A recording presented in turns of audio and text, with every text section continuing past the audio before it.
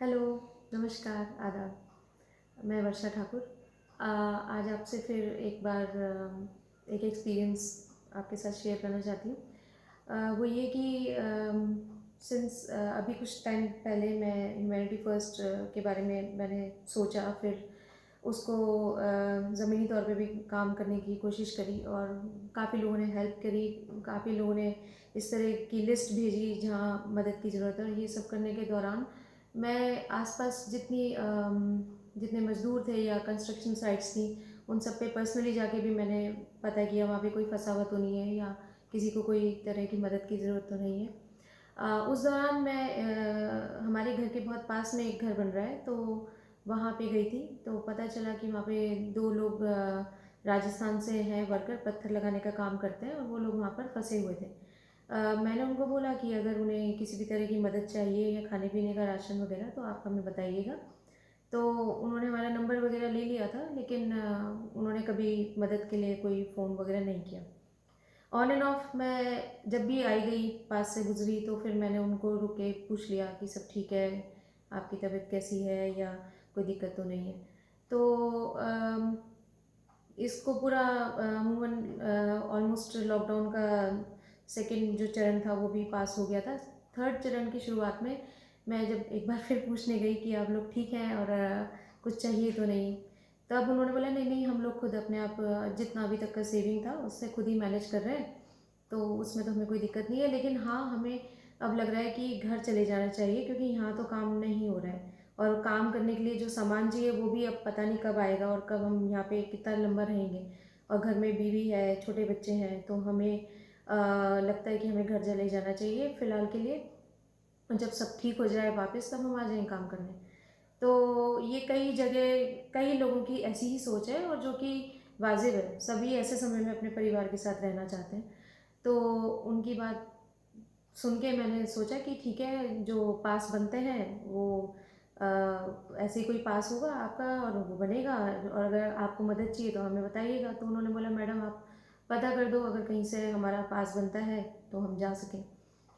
फिर दौर शुरू होता है कि इधर उधर फ़ोन करने, एक दूसरे से पूछना, किसी को कुछ मालूम हो इस विषय पर कि कहाँ से पास बनेगा, जो पलायन करना चाह रहे हैं मज़दूर या जो लोग भी अपने घर जाना चाह रहे हैं। और हर जगह लॉकडाउन की वजह से हर हर एरिया में, हर सिटी में भी अलग अलग जोन्स हैं। कहीं ग्रीन जोन है, कहीं ऑरेंज जोन है, कहीं कंटेनमेंट जोन है। तो कहाँ से कौन जा सकता है, कहाँ क्या रिस्ट्रिक्शंस हैं, ये एक बहुत बड़ी खिचड़ी है। और हर हर राज्य में, हर पूरे देश में अलग अलग हिसाब से चल रहा है सब मामला।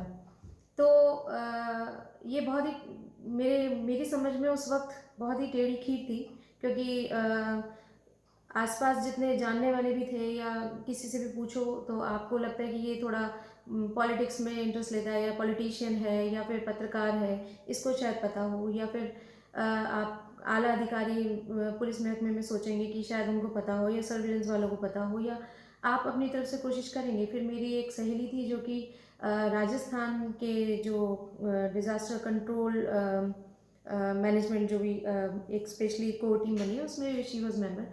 तो मैंने उसको भी पूछा and she was very helpful. उन्होंने क्या किया कि मुझे एक लिंक भेजा। उन्होंने बोला कि इस लिंक पे जाइए और आप अपने उनको बोलिए कि वो अपना आधार कार्ड नंबर या अपने इन्फॉर्मेशन कहाँ से है, क्या उनका एड्रेस है, क्या उनका नाम है, वो सब जो इन्फॉर्मेशन हैं वो आप वहाँ पर अपलोड कर दीजिए। और फिर शायद फिर आपको ओटीपी आता है तो आप कंफर्म कर लीजिए उसको, तो एटलीस्ट वो रजिस्टर तो हो जाता है सरकारी तौर पे।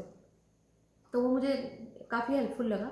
मैंने उनको बताया, उन्होंने वो रजिस्टर वगैरह भी किया, लेकिन उसके बाद भी कुछ समझ नहीं आया। हाँ, और मैंने उनसे ये पूछा, जो मेरी फ्रेंड थी उनसे मैंने पूछा कि ये कैसे होगा कि यहाँ से आपने राजस्थान में तो रजिस्ट्रेशन करा दिया है, व्हाट अबाउट उत्तराखंड से राजस्थान जाने के लिए, क्या यहाँ भी परमिशन चाहिएगी? तो उन्होंने बोला डेफिनेटली, अगर आप उत्तराखंड से मूव आउट करना चाह रहे हैं तो आप उत्तराखंड के विद इन भी मूव करेंगे, अंदर देहरादून में भी घूमेंगे, फिर कहाँ से बस पकड़ेंगे, कैसे जाएंगे, तो वो सब तो कहीं ना कहीं कोऑर्डिनेट करना ही पड़ेगा। तो डेफिनेटली वहाँ से भी परमिशन ही लेनी होगी मेरे ख्याल से।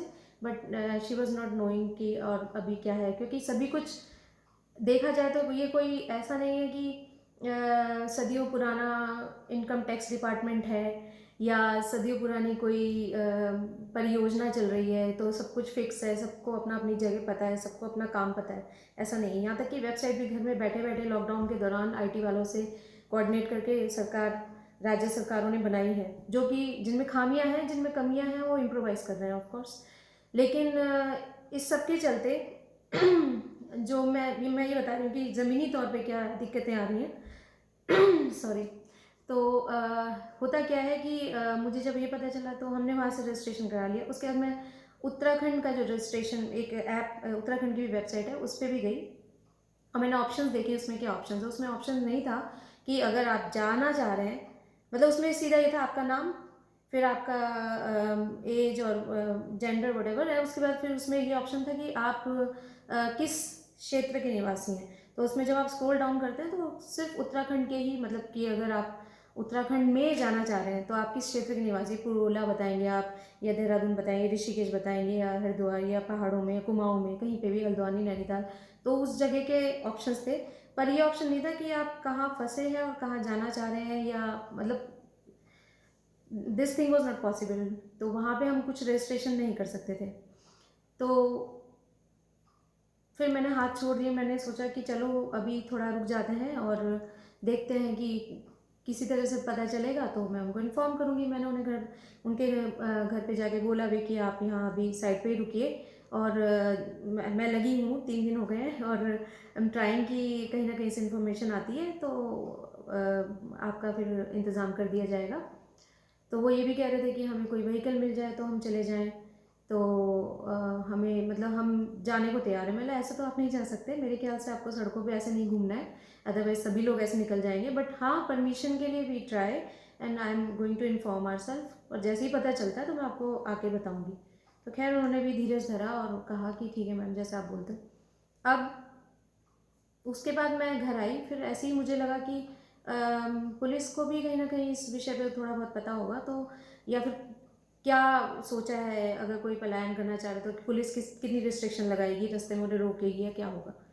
तो मैंने पास में जो हमारे कोतवाली है, प्रेम नगर, वहाँ फ़ोन किया। तो वहाँ पे मतलब मुझे ये था कि पुलिस की कुछ तो भूमिका होगी इस विषय में, और कहीं ना कुछ वो बताएंगे कि हाँ क्या चल रहा है या क्या हो सकता है। तो उस टाइम में मैंने जब फ़ोन किया तो मुझे पहले तो of course they are also busy, तो मेरी बात नहीं हो पाई। उसके बाद नेक्स्ट डे शाम को फिर मैं ऐसी परेशान थी, तो मुझे लगा कि चलो उनसे पूछ लेती हूँ एक बार क्या लगता है उनको। तो जैसे ही मैंने फ़ोन किया तो लकीली वहाँ पे जो कोतवाल जी थे, धर्मेंद्र सिंह रौतेला जी हैं, उन्होंने फ़ोन उठाया। और चांस की बात है कि मैंने जैसे ही उन्हें बोला कि ऐसे ऐसे हमारी एक परेशानी है, और आप ये बताइए कि जो यहाँ पे पलायन करना चाह रहे हैं लोग, उनकी क्या स्थिति है और उनके लिए क्या पास बनेंगे और क्या इन्फॉर्मेशन है। तो उन्होंने बोला कि कितने लोग हैं, मैंने बोला 2। और कहाँ जाना चाह रहे हैं, मैंने राजस्थान। तो दे वर लाइक कि अरे तो कल सुबह बस जा रही है, आप उन्हें जल्दी से जल्दी पिकअप पॉइंट जो है हमारा, वहाँ पर ड्रॉप कर दीजिएगा, कल उन्हें बोल दीजिएगा वो वहाँ पहुँच जाएँ। तो खैर मैं भी गई साथ में, और अगले दिन मैंने वहाँ जाकर उन्हें 8:30 बजे सुबह ड्रॉप किया। तो फिर क्या होता है कि मेरा काम तो हो गया ख़त्म, लेकिन मुझे एक चीज़ लगी इस पूरे प्रकरण में, मुझे एक चीज़ बहुत ही अहम लगी, वो ये कि अ,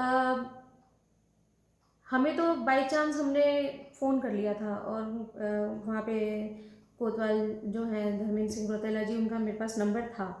तो मैंने फ़ोन कर लिया और पर्सनली मेरी बात हो गई और मुझे पता चल गया, तो मैंने 2 लोगों की हेल्प कर दी। लेकिन कितने लोग होंगे जो राजस्थान, मतलब राजस्थान या अलग जगहों के फंसे हुए होंगे, जिनके पास इंफॉर्मेशन नहीं है, और वो वहाँ बसें जा रही हैं, उन्हें नहीं मालूम है। उन लॉकडाउन की वजह से सभी दुबके हुए हैं अपने घरों में, अपनी जगहों पर। हम भी फालतू बाहर नहीं निकल रहे हैं, तो हम लोगों के जो मीन्स ऑफ कम्युनिकेशन है उसमें कहीं ना कहीं कमी है। क्योंकि आप न्यूज़ देखते हैं, ठीक है, व्हाट्सएप पे है या सोशल मीडिया पे है, आपको इन्फॉर्मेशन मिलती है, लेकिन इस तरह की इन्फॉर्मेशन जो कि एक्चुअली ज़मीनी तौर पर बहुत ज़रूरी है, हर इंसान को पता होनी चाहिए, वहाँ पर कहीं ना कहीं कमी है। मुझे इस बात का उस वक्त बिल्कुल एहसास हुआ, मुझे लगा कि कितने लोग होंगे जो इस इंफॉर्मेशन को मिस कर गए होंगे। जो लोग निकल गए, जो 2 लोग गए गए उस उनको मैंने अगले दिन, उसके बाद उसके अगले दिन फ़ोन करके पूछती रही कि कैसे, कहाँ पहुँचे, क्या व्यवस्था थी, ठीक-ठाक घर पहुँच गए या उन्हें उनके क्षेत्र में ले जाके क्वारंटीन किया गया। तो ख़ैर वो ठीक-ठाक अपने घर पहुँच गए, लेकिन ये बहुत ही अच्छी बात है कि सरकार, राज्य सरकार जो थी उत्तराखंड की या राजस्थान की, दोनों की तरफ से उन्हें खाने-पीने को मिला, उनका किराया किसी ने चार्ज नहीं किया। हालाँकि ऐसी भी खबरें आई हैं कि जो ये मज़दूर है जिनके पास अपने फ़ोन में पैसे डालने के लिए 50 रुपए नहीं है, उनसे किराया वसूला जा रहा है और लिया भी गया है कई जगह पर।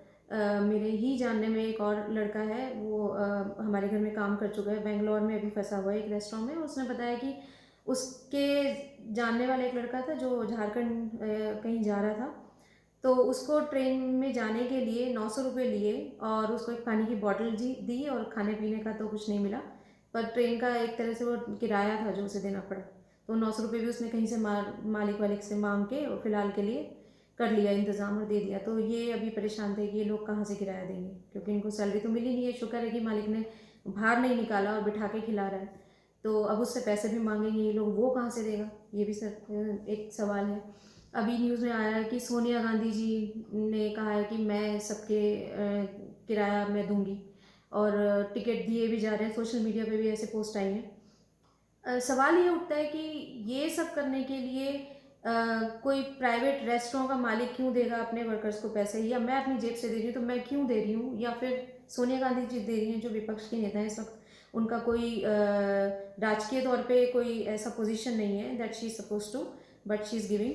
तो ये काम तो मेरे ख्याल से राज्य सरकार और भारत सरकार को करना चाहिए कि जो आवाजाही है, जो पलायन हो रहा है, पहली बात तो पलायन बहुत ही ऑर्गेनाइज तरीके से नहीं हो रहा है, जो कि मान सकते हैं कि अभी इम्प्रोवाइज़ ही कर रही है सरकार। हर देश की सरकार इस वक्त इम्प्रोवाइज़ ही कर रही है, क्योंकि हर जगह सिचुएशंस ये सारी नहीं है।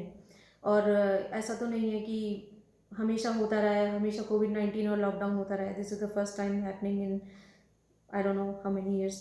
तो लोगों को भी समझना पड़ेगा इस चीज़ को, किसी को भी क्रिटिसाइज़ करने से पहले। लेकिन कुछ चीज़ें हैं जो कि एक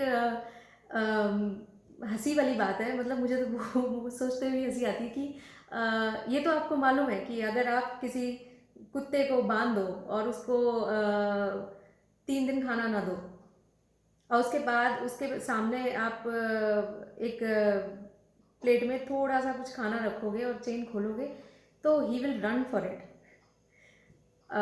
और उसको अगर आप रोकोगे उस वक्त या कुछ, तो वो शायद आपको काट भी सकता है। मतलब वो डेंजरस है और वो भूखा है और वो फ्रस्ट्रेटेड है, वो सब कुछ है। तो it's a bad example, I am just trying to give you, because हुआ क्या कि लॉकडाउन के दौरान I don't know why the government has close down जितना भी लिकर का शॉप्स था, जो कि ठीक है, उनका कोई रीज़न रहा होगा बंद करने का, जिसको उन्होंने शायद कैलकुलेट नहीं किया था, और सब जगह बंद कर दिया। तो जितने लोग नॉर्मल थे उनको भी दिक्कत आई, जो एडिक्टेड रहे होंगे उन्हें भी दिक्कत आई, और everybody was crying for it. सबको परेशानी हुई। उसके बाद जैसे ही आप मतलब लॉक कर देते हो, सब कुछ ख़त्म कर देते हो, फिर उसके बाद आप दुकानें खोल के बोलते हो कि पॉसिबल है ख़रीदना, तो क्या होगा? हम सब ने देखा है, वाकिफ़ हैं हम सब कि क्या होगा, भीड़ लगेगी और नोबडी विल केयर कि हमें डिस्टेंस मेंटेन करना है या कोरोना चल रहा है, या तो इट्स काइंड ऑफ इसमें लोगों की गलती मैं कम बोलूँगी, इसमें गलती तो एक तरह से देखा जाए तो प्रशासन की है। क्योंकि आप पहले बंद करते हैं तो बंद ही रखिए, और अगर आप बंद नहीं करते, खोल के रखते, तो ये सिचुएशन नहीं होती। जब आपने बंद किया तो बंद ही रखिए फिर, और फिर आपको बाद में रियलाइज़ होता है, अब दिल्ली सरकार कह रही है कि ऑनलाइन होगा, आप ऑनलाइन खरीद सकते हैं या वटेवर। तो या फिर आप जब खोल रहे हैं ये ऑप्शन, क्योंकि हाँ इकोनॉमी भी चलानी है, you have to calculate everything. तो ये तो एक मतलब हम तो एक आम इंसान है और आम नागरिक हैं, तो हम लोग को भी ये बात समझ है कि अगर आपकी कोई चीज़ आपको रोज़ की आदत है और वो चीज़ बंद हो जाती है और फिर वो अचानक से खुलेगी, तो everybody will go there. Same thing with the market, economy is important, but still corona is not over.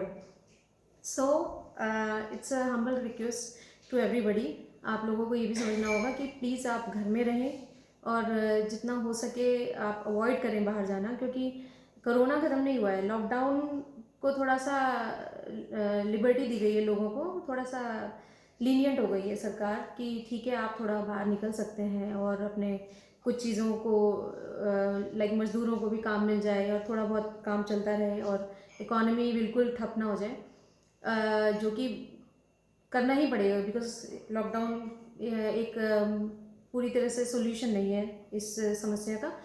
लेकिन जो भी सोल्यूशन है they are trying their best. वो बेचारे जो भी सोल्यूशन लेके आते हैं उसी पे प्रॉब्लम हो जाती है। तो आई एम जस्ट सेइंग कि हंसी की तो बात है, पर उस पोजीशन पे बैठ के सोचना, अगर नहीं आपको आइडियाज़ आ रहे हैं तो आप बुद्धिजीवियों से सलाह मशवरा कीजिए, इकोनॉमिस्ट से बात कीजिए और इस तरह के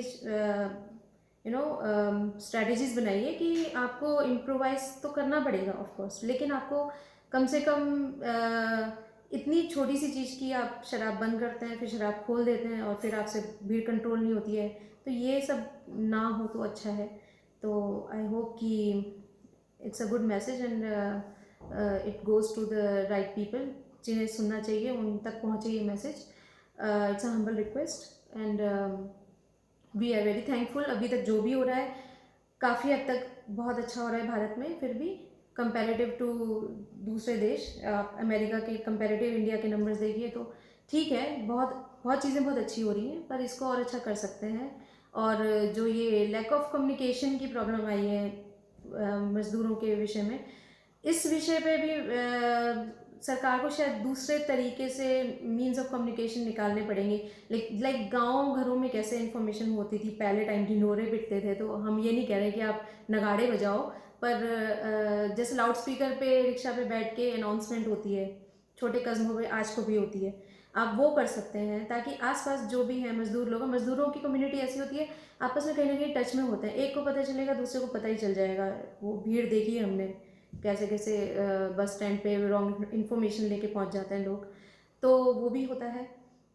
तो जब पॉजिटिव हो रहा है कुछ, आप वाकई में कर रहे हैं ज़मीनी तौर पे, तो उसकी इन्फॉर्मेशन सबको होनी चाहिए, ये बहुत ज़रूरी है। और उसके लिए आप न्यूज़पेपर में अगर छापते हैं तो न्यूज़पेपर आजकल कौन पढ़ रहा है, अगर आप न्यूज़ चैनल पे दिखा रहे हैं तो इन मज़दूरों के घर में घर ही नहीं है, टीवी की तो बहुत दूर की बात है।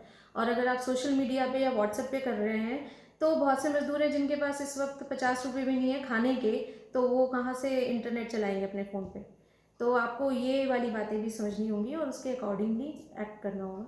I hope things have come down and I really feel कि ये सब जल्दी ख़त्म हो और हम लोग एक नॉर्मल लाइफ जी सकें। तो नमस्कार and be happy. Thank you.